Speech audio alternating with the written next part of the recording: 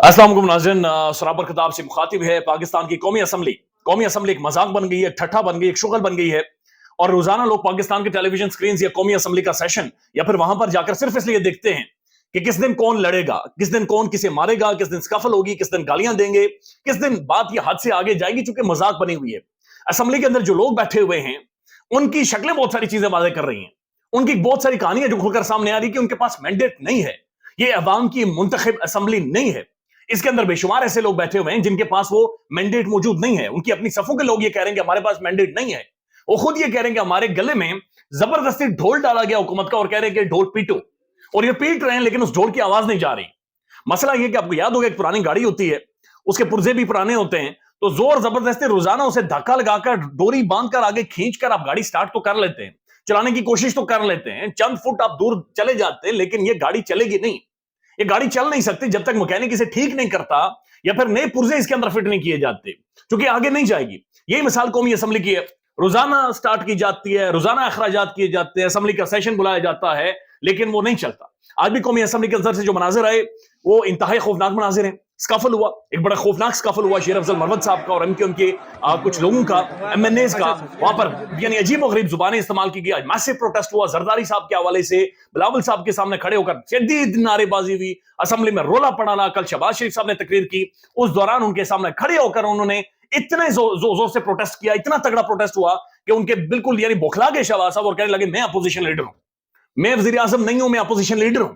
यानी बतौर वजीर आजम नया सेशन शुरू हो रहा है, नई असम्बली शुरू हो रही है, आप तकरीर करने आ रहे हैं और आपको यही नहीं पता कि आप वजीर आजम हैं। तो शहबाज साहब भी बौखला गए। असम्बली का जो माहौल है वो सोशल मीडिया पर शेयर हो रहा है, वो देखने से यानी वो ताल्लुक नहीं रखता। एक खौफनाक किस्म के मनाजिर है जो असम्बली से रिपोर्ट हो रहे हैं, ये मामला किस तरह से आगे चलेंगे।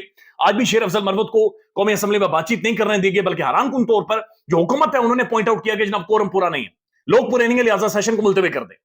और फिर सेशन को एडजॉर्न कर दिया गया 8 मार्च तक के लिए, यानी मरवत को नहीं बोलने दिया गया। अब शेर अफजल मरवत एक अवाम का नुमाइंदा है, उस कौमी असम्बली के अंदर एक एमएनए है, अवाम का नुमाइंदा वहां पर मौजूद है, लेकिन चूंकि उसके अल्फाज में तलखी होगी, चूंकि वो सच्चाई बोलेगा, चूंकि वो खुलकर बोलेगा, बंदा डरता नहीं है, बंदा दिलेर है, लिहाजा इसलिए कहा कि जनाब ये एडजॉर्न करें, ये सेशन मुअत्तल कर दे और 8 फरवरी को देखेंगे फिर क्या होगा। फिर असद कैसर साहब साबिक कौमी असम्बली के स्पीकर, वो तकरीर करते हैं, उनकी तकरीर स्टेट टेलीविजन नहीं चलाता। यानी कैसे मुमकिन है कि रियासती चैनल जिसका काम है कि जनाब रियासत की असम्बली के अंदर पार्लियामेंट सुप्रीम है, उस पार्लियामेंट के अंदर जो लोग बैठे हुए हैं वो लोग सुप्रीम है, जब वो लोग बातचीत कर रहे हैं तो स्टेट टेलीविजन उसे ना दिखाए।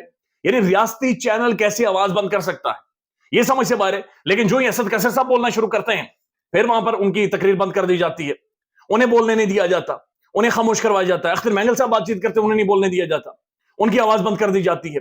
इससे पहले महमूद अचकजाई साहब वो जब तकरीर कर रहे थे तो उसका आखिरी हिस्सा म्यूट कर दिया गया। तो अगर म्यूट करके, रोक कर, खामोश करवाकर, एडजॉर्नमेंट करवाकर अगर इस तरह से चलाना है तो जनाब ये कंपनी चलेगी नहीं। ये गाड़ी रोजाना धक्के लगाएंगे टाकी मारकर साफ करके, लेकिन ये धुआं मारती रहेगी और ये धुआं फिर इतना हो जाएगा कि सबको सफोकेशन होगी, सबका दम घुटेगा, चूंकि इस धुएं में कोई ज्यादा नहीं रह सकेगा, क्योंकि चल नहीं रही हुकूमत। आज खुद राजा परवेज अशरफ साहब फिर ये कह रहे हैं कि जनाब ये कंपनी नहीं चलेगी, अगर इसी तरह से मामला चलते रहे तो ये कंपनी नहीं चलेगी और ये बहुत ज्यादा मुश्किलात हो जाएंगी। अब असद कैसर साहब ने कुछ गुफ्तगू की है और उनका ये कहना है कि जनाब गन पॉइंट पर जजेस को, गन पॉइंट पर इमरान खान साहब को सजाएं दिलवाई गई हैं और उन्होंने कहा कि साइफर पर जुडिशल कमीशन बनाएं। बिलावल साहब ने भी साइफर पर बातचीत की, लेकिन असद कैसर साहब ने कहा कि जुडिशल कमीशन बनाएं, आज एक कमीशन बनाएं, हम कौमी असम्बली के अंदर मौजूद हैं। उन्होंने कहा कि महमूद खान अचकजाई के घर पर छापा मारा गया है और ये खौफनाक चीज है। उन्होंने कहा कि वो वक्त गुजर गया जब हम लोग डर और खौफ जाते थे, हम किसी भी तरह से नहीं झुकेंगे और किसी भी तौर पर हम नहीं डरेंगे। उन्होंने कहा हम कोई कंप्रोमाइज नहीं करेंगे। उन्होंने कहा कि हम सब कुंदन बनकर इस असेंबली के अंदर आए। अब ये बड़ी सख्त स्टेटमेंट है। बैरिस्टर गौहर साहब ने वहां पर खड़े होकर डेमोक्रेसी की तारीफें की हैं। बैरिस्टर गौहर साहब ने यह भी कहा कि जनाब जनरल बाजवा साहब का ट्रायल होना चाहिए, जनरल बाजवा साहब को सामने लाया जाए। साथ उन्होंने ये भी कहा कि साइफर एक हकीकत है, लिहाजा वो मामला तो साइफर उस रात जिस दिन रजीम चेंज हुई थी, ये सारे मामला वहां से आगे बढ़ने को तैयार ही नहीं है और ये किसी भी तौर पर आगे जा ही नहीं रहे। तो सवाल ये पता होता है कि असेंबली फंक्शन कैसे करेगी, ये असेंबली काम कैसे करेगी, ये किस तरह से डे टू डे अफेयर्स को देखेगी कि मामला को आगे लेकर जाएगी। ये अभी तक पाकिस्तान में किसी की समझ में नहीं आ रहा। टेलीविजन पर बैठे बहुत बड़े बड़े तजियाकार साफी वो सब भी ये गस कर रहे हैं कि हुकूमत कितना अरसा चलेगी, कितना अरसा नहीं चलेगी, कब तक चलेगी, कब तक मामला आगे जाएंगे और कब तक मामला आगे नहीं जाएंगे। तो ये बड़ी एक क्वेश्चनेबल चीज कौमी असेंबली के अंदर हो गई है। साथ साथ खबरें आ रही है अहमद शाह के हवाले से, एक तहरीक इंसाफ का नौजवान जो गुज़श्ता दिन प्रोटेस्ट करने आता है, एहतजाज करने आता है। अब जो डिटेल्स आ रही हैं वो डिटेल्स और ज्यादा खौफनाक है। ڈیٹیلز یہ بتایا جا رہا ہے کہ احمد شاہ کے سر پر ڈنڈا مارا گیا ہے اور یہ سوٹا پولیس نے مارا ہے, یہ راڈ اس کے سر پر پولیس نے مارا ہے اور اس کا دماغ فلی کام نہیں کر رہا. وہ بندہ, وہ نوجوان انکانشیس ہے, بری حالت میں ہے اور پولیس نے اسے سوٹا مارا ہے.